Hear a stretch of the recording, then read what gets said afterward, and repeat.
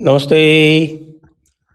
आप सभी से अनुरोध है कि कृपया हमारी चैनल को सब्सक्राइब करें, वीडियो को लाइक करें और हमारे धर्मापणा मर्चेंडाइज स्टोर पर अवश्य जाएँ, जहां आपको बहुत सारी चीज़ें मिलेंगी। Winter clothing, summer clothing, books, souvenirs, सब कुछ। अवश्य जाइए। अभी समाचार आया पाकिस्तान से कि पाकिस्तान के जो न्यूक्लियर कमांड अथॉरिटी वाले लोग हैं, वो बहुत परेशान हैं। भारत ने जो 2 दिन पहले जो K4 मिसाइल जो टेस्ट की है, अपने अरिघात एसएसबीएन बोलते हैं, nuclear operated ballistic missile submarine, SSBN बोलते हैं उसको। जो खाली क्रूज मिसाइल्स और दूसरे रॉकेट्स वगैरह छोड़ती हैं, उनको एसएसएन बोलते हैं। वो अटैक सबमरीन होती है। ये बैलिस्टिक मिसाइल सबमरीन है, एसएसबीएन, जो कि भारत स्वयं बनाता है, न्यूक्लियर पावर्ड। तो वो पाकिस्तान वाले कह रहे हैं कि साहब कि इससे जो है यहाँ का पूरा जो सिस्टम है वो बिगड़ गया। चलिए, सिस्टम बिगड़ गया, कह रहे हैं कि यहाँ पे रीजनल इम्बैलेंस हो गया वगैरह वगैरह। घबराए हुए तो हैं ही, क्योंकि भारत का जो न्यूक्लियर ट्रायड है वो कंप्लीट है। अगर पाकिस्तान ने कभी भी हिमाकत की कोई न्यूक्लियर अटैक करने की, तो ये समझ लीजिए कि जो पनिशिंग रिस्पॉन्स आएगा उसमें फिर पाकिस्तान का कुछ भी नहीं बचेगा। यहाँ तक था। और भारत क्या करता है, वो आजकल मैंने देखा है, ये मैंने नोटिस किया है कि इस तरह का जब कोई कार्यक्रम करता है ना, तो फिर वो शॉक पर शॉक देता है, शॉक पर शॉक देता है। जैसे आज एक और शॉक दिया। डिफेंस एक्विजिशन काउंसिल की मीटिंग थी। डिफेंस एक्विजिशन काउंसिल जो है वो, आप ये समझिए कि बेसिक स्टेप है, रक्षा मंत्री की तत्वावधान में होता है। और डिफेंस एक्विजिशन काउंसिल के अप्रूवल के बाद में उनके एक्विजिशन ऑफ जिसको बोलते हैं एओएन, यानी अप्रूवल ऑफ नेसेसिटी। तो वो अप्रूवल ऑफ नेसेसिटी हो जाने के बाद में, और फिर वो जब आता है फाइनल कुछ भी, तो फिर वो जाता है आपके प्रोक्योरमेंट कमेटी के पास में, और फिर कैबिनेट कमेटी ऑन सिक्योरिटी, वहाँ पे जाके ये सारे क्लियर होते हैं। तो ये समझिए कि ये एक बार डीएसी में अप्रूव हो गया तो वो हो गया।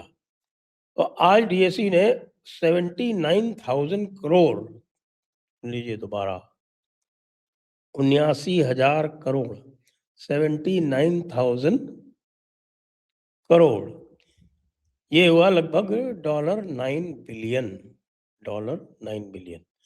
अब $9 बिलियन कितना होता है, ये बता दें आपको कि आप ये समझ लीजिए कि पूरे पाकिस्तान का जो डिफेंस बजट है वो $9 बिलियन से कम है। वो $9 बिलियन से कम है।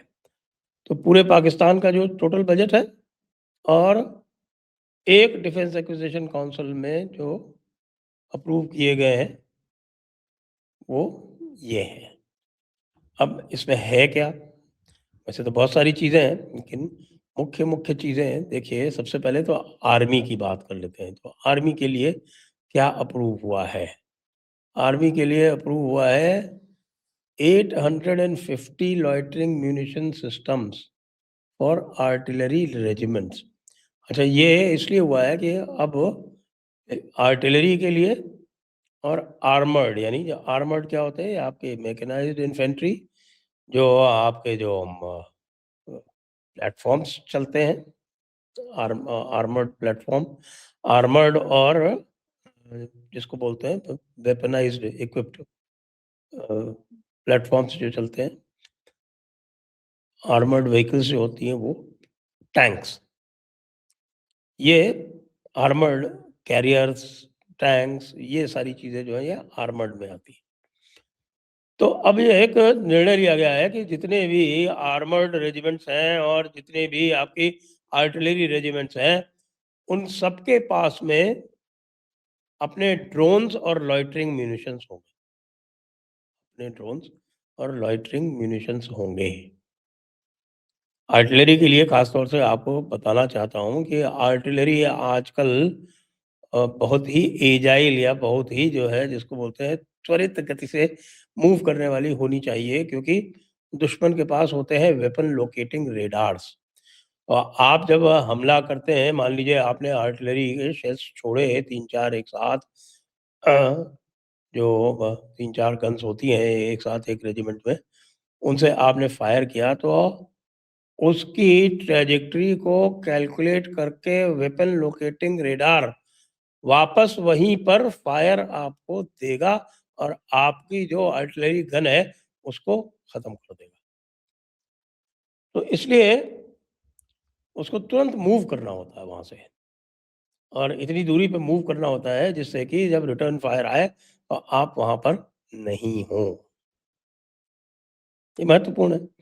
अब आजकल ये कर लिया है कि भाई लॉइटरिंग म्यूनिशंस वगैरह जो है वो साथ में कर लिए हैं।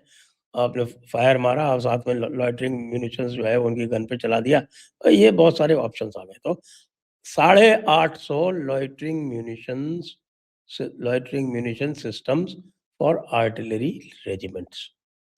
फिर low level light weight radars और long range guided rocket ammunition और Pinaka multiple launch rocket systems.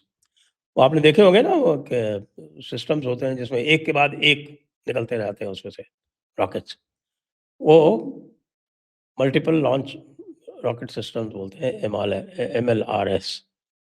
वो है हमारे पास पिनाका, और रेंज है इनकी आपको बता दूं 120 किलोमीटर।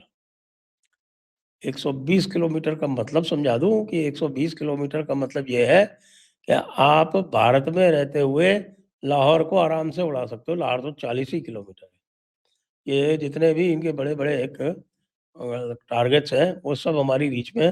पूरा का पूरा, पूरा का पूरा। अच्छा, ये गाइडेड भी है, तो आप इनसे प्रिसिजन अटैक कर सकते हो। बताया जाता है कि जो 11 टेररिस्ट कैंप तबाह किए गए थे, उस 11 में से 2 तो थे मुरीद के और बहावलपुर। बाकी सारे के सारे हमारी आर्टिलरी के जो प्रिसिशन शेल्स हैं, उनसे तबाह किए गए थे। वो सारा प्रिसिशन जो था, वो आर्टिलरी के द्वारा आया था। तो इनको आर्टिलरी को दे दिया।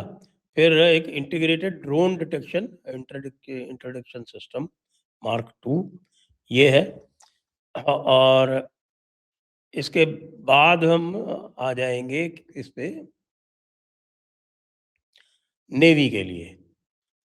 अब नेवी के लिए बहुत बड़े-बड़े काम हो रहे हैं। अभी मैंने बताया आपको कि अभी 2 दिन पहले ही इतना बड़ा काम हुआ कि अ, हमारी जो K4 मिसाइल है, K4 मिसाइल की ख़ास बात ये है कि भई वो बे ऑफ बंगाल में रहते हुए पूरा चाइना कवर कर सकती है और वहीं से पूरा पाकिस्तान भी कवर कर सकती है। क्योंकि उसकी रेंज जो है लगभग 3500 किलोमीटर है। तो अब पाकिस्तानियों के लिए ये भी संभव नहीं है कि वो कोई अरब अरेबियन सी में, अरब सागर में कोई अपनी पेट्रोल डाल के उसकी तलाश भी कर सकें। अब इनको जो है वो, ये देखिए कि नेवी के पास पहले से ही 2 जो MQ-9B जो प्रेडेटर हैं, प्रेडेटर ड्रोन अ, अमेरिका वाले, वो पहले से लीज़ पर हैं। और अब इसमें जो है वो 31 MK-9B ड्रोन्स जो हैं, वो उनका कॉन्ट्रैक्ट हो चुका है और उनकी डिलीवरीज़ 2028 में शुरू होंगी। अब acceptance of necessity was granted also to pull tugs, high frequency software defined radios, man pack and 2 MQ-9B guardian HALE drones. HALE मतलब होता है high altitude long endurance drones from the US for about 3 years. ये पहले से ही है। मैंने बताया आपको 2 MQ-9B, और बाकी डिलीवरीज जो है 31 MQ-9B ड्रोन्स जो कॉन्ट्रैक्टेड है, उनकी डिलीवरीज 2028 में जनरल एटॉमिक्स की तरफ से होना आरंभ हो जाएंगी। अब मजे की बात देखें। अब सबसे मजे की बात आती है एयरफोर्स के लिए।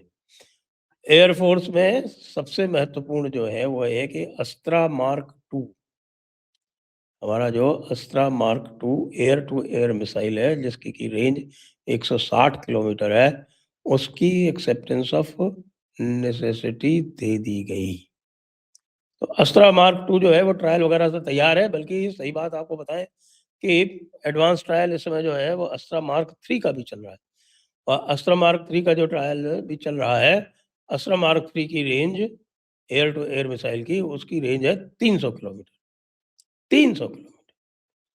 तो दोनों में यानी कि एयर टू एयर मिसाइल में और एयर डिफेंस में जो हमारा प्रोजेक्ट पूछा है, जो कि सप्लीमेंट करेगा S-400 को, वो भी बड़ी तेज़ी से चल रहा है। तो ये stand of air combat capability जो है हमारी, दूर से मार करने की क्षमता, दूर से जो एयर एसेट्स हैं दुश्मन के, उनको उड़ा देने की क्षमता और बढ़ जाएगी, क्योंकि पाकिस्तान भी चाइना से ले रहा है missiles, air to air missiles, जिनकी बताते हैं कुछ लोग, कहते हैं कि साहब कि ये 200 किलोमीटर तक की उनकी रेंज होगी, तो हमारे पास तब तक अस्त्रा मार्क 3 आ जाएगी जिसकी 300 किलोमीटर की रेंज होगी। तो ये कहाँ तक बच के जाएँगे? मीटियोर वगैरह हमारे पास पहले से हैं ही, जिनका किल ज़ोन बहुत बड़ा है और 180 किलोमीटर उनकी रेंज है। अब चाइनीज़ वालों को तो पता नहीं चलता है ना, वो कहते कुछ है और करते कुछ है। तो ये देखिए साहब, भारत ने और साथ में जो स्पाइस 1000 मिसाइल्स हैं, उनकी किट्स भी लेने का ये एक्सेप्टेंस ऑफ नेसेसिटी दे दिया गया है। तो पाकिस्तान अब पूरी तरह से मूर्छा में है। वो K4 से ही मूर्छा में था, और यहाँ तक कि उनके एक बड़े हाईली प्लेस्ड अधिकारी ने, जैसा मैंने आरंभ में बताया, उसने इसके ऊपर बाकायदा आर्टिकल लिखा। जैसे नॉर्मली ऐसे रिएक्ट करते नहीं हैं, उनसे डर पता चल जाता है, लेकिन फिर भी उसने लिखा। और उसके 2 दिन बाद ये $9 बिलियन का आपका एक हाई एडवांस्ड म्यूनिशन परचेज़ आ गया। ज़रा सोचिए दुश्मन का क्या हाल हो रहा होगा। दुश्मन के चमचों की तो बात ही छोड़िए, बांग्ला-कांगला जैसों की। जय हिंद, जय भारत, वंदे मातरम।